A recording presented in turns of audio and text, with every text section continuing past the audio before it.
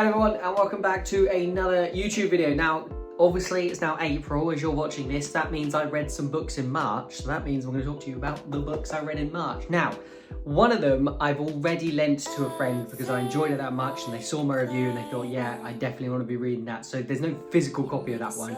But I got the physical copies of the rest and I can still talk about the other one. So I'll probably cover that last. As is the one that I don't have a physical copy of, so I can't be showing you the physical copy. How many times do I want to say physical copy? Anyway, stay tuned for the 6 books that I read throughout March 2024. So the first book was The Jinn's Apple by Jamila Morani. Now, I read this at the start of the month. I wasn't a big fan. I thought it was a bit boring, to be honest. It was done as part of a blog tour, so I was sent the book kindly. Obviously, always appreciate those sort of things. But as I've said, pretty much every single time I'm going to be giving my honest opinion on books, and they're absolutely fine with that. The blog tour company said that's absolutely fine. So anyway, so essentially about a young girl called Nadine who, when she's very young, has her house kind of ransacked, her parents are murdered. She kind of knows who the culprits are, and as she grows older, she decides to get her revenge. And now that sounds like quite a cool story, but it's essentially a novella. So we're looking at, I don't know, what, 127, 130 pages rounded up here. And as a result, I feel like it doesn't have enough time to really ever get going. Nadine herself doesn't really get enough time to build a strong character. She's quite grumpy a lot of the time. She's quite strong and she's quite independent and she has an opinion, which I'm a massive fan of. But she doesn't get a chance to kind of show any humorous side or show a light side. Now I know having that happen to you when you're young is probably not going to result in you having a particularly happy side, but there's still an element of it where no one in the book seems to have a happy side, and it kind of created a dreary atmosphere. The story itself never really got going, and then all of a sudden at the end sped up incredibly and still yet didn't feel that impressive, which was really a big letdown. Yeah, so that was my first read of the month. Was not impressed at all. I can't quite remember what I gave this, but I think I gave it like a 3.5 or a 3.75 on my blog. If you don't know by now, my blogging system is very odd, my review rating system even. So if you've ever read anything on my blog, you'll see I don't think I've ever given anything below a 3.25 or a 3.5. So that's about the lowest I've ever given. And the highest I've ever given, in part of this new system anyway, is a 4.75. That's basically the ratio of my reviews. I don't do 1, 2, 3, 4, 5 star, unless you're on my Goodreads. On my Goodreads, I'm a little bit more specific because on Goodreads, you have to be. But on Storygraph, where I started doing my reviews a couple of years ago, properly giving them incremental ratings, I decided to do 2.5 ratings, and that's what I got. Anyway, so I gave this like a 3.5, I think. Probably the worst book I read this month. Now, I have no idea if these are in any sort of order, but the next book I'm going to talk to you about is And Then There Were None by Agatha Christie. Now, this was obviously brilliant. I don't know if it should be obvious because obviously I'm a book critic, so I can come in and say something that everybody else has said is great isn't great, but no, it was great. If you don't know the story of And Then There Were None by Agatha Christie by now, where have you been? If you don't, fair enough, didn't mean to patronise you. But essentially, a group of people go to an island and one by one, and they are killed off until there are none left. What's interesting about it is 2 elements. 1, Agatha Christie never takes you through the murder, it's just happened. And 2, there are none at the end. So other than an obvious one, which you do know how it all happens, you think, well, who has been killing them off? How have they ended up with nobody at the end? It's really, really interesting in that sense. It's a famous tale because you've got very cliched characters. You've kind of got the doctor, the teacher, the high class, the low class, the medium class, the female character, the male character, the loud, young, bulgy one, the calm, composed, mature one. All of these sort of character cliches are covered here really, really well. And people talk about kind of your cliches, as I said, and predictability with the genre of crime, and that's because Agatha Christie invented those. It's a really, really interesting story, fascinating, and it's actually my first Agatha Christie novel, which I was going to do a separate video about, but I wasn't quite sure how to make a whole video of just me talking about one Agatha Christie novel. Really, really, really impressed by this. If you want to ever pick up my smaller reviews of things, make sure you go follow me on TikTok because I post all of my short reviews on there. They're usually a minute, 2 minutes on what I thought of the book, and I usually try and get those up like a day after I've read it, so I'm very, very fresh in my thoughts. But And Then There Were None by Agatha Christie is one of the best-selling crime novels of all time, and you can see why. It fits everything you need from a crime novel. Characters you kind of care about, characters you dislike, characters you like, intertwining stories, there's back histories, and the best bit is you genuinely don't know who it could be. The thing that this book does well is you're like, oh, it's that person, 100% that person, then they end up dead, and then people carry on dying. You're like, well, okay, maybe it's this person, then they end up dying, and I think she does that on purpose. Really, really well done. If you're looking to get into crime, is there a better person in the world than Agatha Christie? Maybe. I think everything that you kind of read now in crime has some sort of influence from the grand mistress, as it were, of crime, and that's Agatha Christie. And then There Were None, I think, is probably the best place to start, as it's the best-selling crime novel of all time. I think I gave this a 4.5 on my blog and all over my kind of review places, because it really, really was fantastic. Lives up to the hype. Is Agatha Christie hyped, or is it just because for like over 100 years now she has consistently been putting out, I was gonna say novels, she's not been putting out novels, obviously she's passed away now, but her novels have influenced other crime novels, films, TV series, and the cliche and the crime novel genre is in part down to how powerful Agatha Christie's introduction to the genre was. I hope that made sense. Didn't come out as eloquently as I'd hoped. Okay, the next book is The Maid by Nita Prose. I think that's how it's said. Nita Prose, Nita Prose, I don't know. This is about a woman called Molly. She's a maid in a hotel.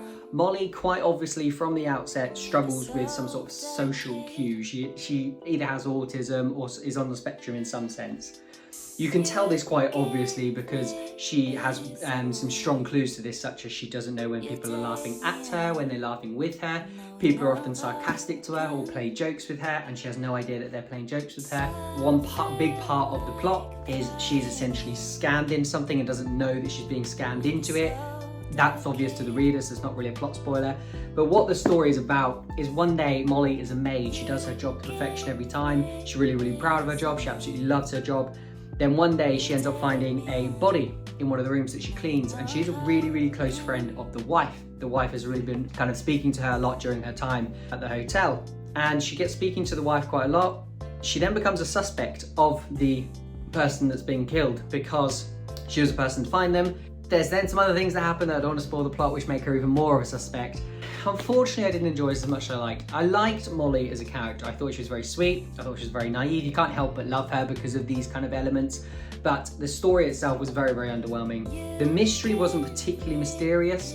The finale, in terms of who they chose to be the killer, or who Nita Prose chose to be the killer, was not particularly interesting. You wouldn't work it out as the reader. I think it's one of those ones where it's not clever, it's just done, which is underwhelming. The characters are 100% the best thing about this. As I said, Molly herself is really, really endearing, really, really innocent, really, really humble, learns a lot and grows a lot in the novel as well. There's an element of, at the start, she seems quite naive to a lot of things, and people she begins to trust, teach her cues and teach her ways to help deal with these, and I loved all of that. As I said, the plot itself was really, really underwhelming and came to a fizzle at the end, unfortunately. So that's The Maid by Nita Prose. That's all I can really say about it without kind of spoiling a lot more. If you're into strong characters, if you're into kind of the representation of people who are on the spectrum, then this might be a nice place to start. It's kind of got Eleanor Oliphant vibes, where, as you said, as kind of similar with her, she doesn't get when things are jokes. She struggles to she doesn't like people she doesn't need to. She takes things very seriously when she's told to do things, quotes and sayings, she takes very literally, that sort of thing. So if you like that sort of thing, you may enjoy The Maid by Nita Prose, but don't expect a mind-blowing story that's going to really, really impress you. It's not, and then There Were None by Agatha Christie. The next book I read in March was the huge A Court of Mist and Fury. Now, this is the second book in the ACATOR series, A Court of Thorns and Roses, which I've also read and is here. I don't know if my camera's going to focus, it's not. This is the second book in the series. I didn't like the first, I didn't like the second. That's the short and sweet of it. I read the first book and my problems were nothing really happened. The characters weren't particularly interesting. The main lead was grumpy. The main secondary lead, the male interest, was grumpy. They ended up liking each other despite the fact they had absolutely no reason to like each other. End of book 2, exactly the same thing happens. At the end of book 1, it started to get interesting. There was kind of like, oh, there's this villain, there's this bigger world, there's this event that actually affects other things than these just two individuals. Fantastic. Again, we get to about, I think I counted about page 450, page 500 before anything happened that I could kind of recount. Is that a word? It really became a point, it got to a point where I was kind of reading this thinking all we're talking about is these two main characters. So for those of you who have not read the first one, maybe blank this next, I don't know, few seconds out, but essentially what happens is she falls in love with a guy in the first book. In the second book, there's somebody who in the first book I think is considered kind of bad, I don't know, is kind of the arch rival. She then falls in love with him in the second book. It's not a plot spoiler because it's obvious. Now, my biggest problem with these books is they're often deemed as fantasy. Now, romantasy has been pushed more towards these because people are realizing they're not that fantasy. You're not gonna get massive wars and epic battles and cool magic systems and swords and all these sort of political things going on. What you're essentially getting is you're getting a romance set in a world where there are kings and queens and princes and kind of fantastical creatures, but you're not going to get some impressive fantasy book, and that's where this really let me down. And on top of that, if it was a good romance book, if I cared about these two people, if I was shocked they got together, if I was happy they got together, then it would be fine by me. I think I would enjoy it then. However, there's absolutely no element of this that's romantic. The two people themselves aren't particularly interesting. They're essentially locked into the same area together. They are forced to fall in love with each other. There's no competition. There's no kind of outside problems. It's obvious from the outset it's going to happen. I just feel like I was like, what is the point in these first 400 pages? Now, there is some backstory. So if you are somebody that's really dedicated to getting into the world and all that sort of stuff, learning about the history, all that sort of stuff, there is stuff in here for you. That might be interesting to you. But if you're looking for a book that's non-stop action, which some really, really good fantasy books are, you've got battles, you've got deaths, you've got massive moments, this isn't it. This whole series, I feel like, is not it. Now, I was told this second book was more interesting than the first, had a lot more action than the first. It doesn't. There's a bit at the end which is quite interesting, but it isn't. Like, it just kind of flips. I don't know, a lot of problems. If you like romance, maybe give this a try. If you have read John Gwynne, Brandon Sanderson, Robin Hobb, any kind of big fantasy author throughout your reading experience, this isn't going to impress you at all. You will be massively let down because it's not what you're expecting at all. It's not fantasy despite the cool design. That's kind of all I want to say about it. I don't want to bash it too much because at the end of the day, a lot of people love this series. It's massive. It's brought a lot of, I think, a massive female audience into fantasy, which I'm always a fan of bringing people into the fantasy genre. It's brought a lot of romance enjoyers, that's not a word, into fantasy as well. But other than that, not a great book. Gave it, I think, a 3.75. By the way, I think I give The Maid 4 maybe because I enjoyed the character of Molly so much. I think the final book I actually finished in the month, but obviously I've got the book I haven't physically got, so I'm going to kind of present that over here when I do that. But this is the last physical book I've got, but the last book I read in March. Does that make sense? No, probably not. Sea State by J.M. Simpson. Now, this was my, how do I always rephrase this, followers book choice of the month. So if you don't know, I say this in every video. In January, I asked all of my followers across different social media channels what one book they would recommend I read this year. Could be from any year, but what one book they'd recommend. I then picked the 12 most popular and essentially assigned those to a month. J.M. Simpson, reached out to me on Twitter, she DM'd me on Twitter and said, I see I'm part of this, that's such an honour. I'm happy to send you a copy of the book to essentially, I don't know, support this. I was like, yes, obviously I love free books, but what has resulted is a fantastic book. Now, Sea State essentially covers two people. It covers Jesse and it covers Doug. There's more people, there's a bigger plot, but they're the two main characters. Jessie has experienced something horrible in her past at a previous job and has left that job and joined a equivalent of the RNLI, which is like the lifeboat rescue service, with Doug as her new boss. Doug, meanwhile, is struggling at home. His wife is not interested in him. She seems not that interested in the children. She keeps biting at him. Anytime he comes home, he has to be incredibly patient and calm with her because she's horrible. She is detestable, by the way, so do expect that. And as a result, Jesse and Doug end up getting a bit closer. What's quite interesting at the same time, and the thing that kept me really engrossed in this story, there are some fantastic characters, but there are some kind of debut nerves. This is a debut book from J.M. Simpson, I believe, anyway. There are some debut nerves in here. It's kind of a where is this going element to it. But what kept me really interested, and I think I talked about this on my TikTok, is at the end of some of the chapters, I'm trying to find some now, there are little paragraphs that essentially keep you aware that the person that attacked Jesse initially, or somebody that knows them, or the group that were involved in it, are still around and they're still watching Jessie. I think it even happens at the end of the first or second chapter, so that's not a massive plot spoiler. She essentially is not safe, and that's what keeps the pages going. On top of that, you've then got, as I said, this unfolding every single time. My little thing pops off every time I record one of these videos. Anyway, what's essentially happening at the same time is Doug and Jessie are kind of getting closer. Now, this is an example of a good romance. At the start, I wasn't bothered if they got on, if they had a romantic relationship at all. I thought just them having each other was fantastic. It was a fantastic friendship. For anything more to then happen would have been fantastic. And that's when a good romance happens. That's when you're like, yes, I'm really happy these two together. You've got to build a friendship between two people that have a reason to be with each other before you can just throw in your romance elements. And that's what A Court of Mist and Fury failed to do. It didn't make me want them to be together or make them even want to be friends. Me want them to be friends. But Sea State does do that. Does it brilliantly. Considering this is J.M. Simpson's first book, I was really impressed with some of the topics she was able or willing to cover. As I said, there is trigger warnings I will give you now of rape, abuse, domestic violence, stalking, these sort of trigger warnings. They're all in here. And it is quite creepy. It is brutally honest. She covers it honestly. There are moments where Jessie speaks to a therapist. The therapist doesn't deal with it well. Jessie responds in a completely understandable way. And that's another thing. The conversations between these people are so real. Like, sometimes they're so real, they're a little bit mundane. Like, do you want a cup of tea? Do you know what I mean? And I love that so much more. It's not always this kind of, the world's gonna end. This conversation we have is the biggest thing in the world. No.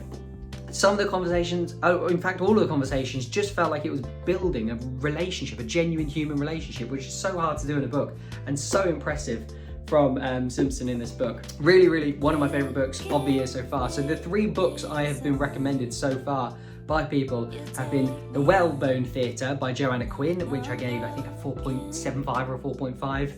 The List of Suspicious Things by Jenny Godfrey, again, another very highly rated book. And now this, so I'm so excited for what's coming up next. I think In Memoriam is my next book, so stay tuned here and all over across my social media channels to hear my opinion on that. But Sea State, loved it. Also, J.M. Simpson DM'd me to say, saw your review, saw you loved it, do you want the second one? So amazing. Looking forward to reading the second one as well. And then finally, I thought what I'd do is I'd move over a bit, so I'm now over here, so I can point over here to the final book which I read this month. It wasn't actually the final book, but it was the final book I'm talking about. A Gentleman in Moscow by Amor Towles. Now, this was a book that I was incredibly impressed by. I was not expecting to enjoy it as much as I did. I thought it was going to be kind of like a political, I don't know, kind of a politician in Moscow doing some stuff sort of thing, and it would be quite serious. It wasn't. It was elements of it were serious, but there was humour laid into all of this. Essentially, we cover a count who is, I can't remember his full name now because it was a few weeks ago that I finished this, but a count who is put on house arrest in a hotel. What he then essentially has is he's stuck in this hotel for his whole life, and what he essentially then has is he has really human interactions with people he probably would have never met out in the real world because he would have been stuck in a certain level of society. As a result, he ends up meeting all sorts of different people. Now, the reason it's called A Gentleman in Moscow is because he's really proud of being a gentleman. So having proper decorum, having proper manners, how to treat people, how to speak to people, even things like your table manners and how you kind of take plates away from people at the dinner and how you pour champagne, all these sort of stuff. But never does he ever kind of demean anybody. Never does he speak to anybody lower than him. Like he's lower than him, he'll speak to the waiting staff, the cleaners, the exact same way he speaks to the highest of the people at the hotel. And I think that's my favourite thing about the whole book. I was expecting it to be about some serious, boring kind of fella, and it was a really, really interesting story about a genuine human being who meets some really interesting people, has some lovely conversations, gets involved in some really dark things and some lovely light moments that will make you laugh. And as I said, there was this kind of intertwining layer of humour that Amor Towles managed to write in there, based on the Count's opinions on things and the way that some of the characters react to the Count and the way they react to all sorts of different stories. Now, it was a really, really interesting book. One of my sort of shock books of the year. Really, really impressive. And again, another really highly rated one. So that's A Gentleman in Moscow by Amor Towles. Again, if you've kind of seen it around, not sure what's going on there, Really, really impressive. And a new series has just come out, I think on Paramount Plus or somewhere, one of those channels. There's about 50,000 of them now anyway. That looks quite good. I don't know if it's been reviewed that well, but if you're interested in watching TV series that are based on books, I think it's good enough to be watching. That rounds up all of the books I've read this month. So let me grab all of the 5 physical ones that I've got and we can just do a summary of them. So there are all the books that I read this month, including and excluding A Gentleman in Moscow as well. Really, really impressed. There were some weaker ones such as The Jin's Apple and The Maid, but then pretty much everything else I read under Court of Mist and Fury. But then a Sea State, and then there were A Gentleman in Moscow were utterly fantastic. Really, really strong reads. Have you read any of these books? Let me know if you've read any of these, which ones you liked, which ones you didn't like. Do you disagree with anything I've said? You can more than welcome to disagree with anything I've said. Be nice in the way you disagree with it. Don't go, oh, you green-shirted mug, why did you say this? Just be like, oh, you green-shirted mug, why did you say this? So yeah, let me know. Until then, I will see you in the next video. Don't forget to like, comment, and subscribe. Bye.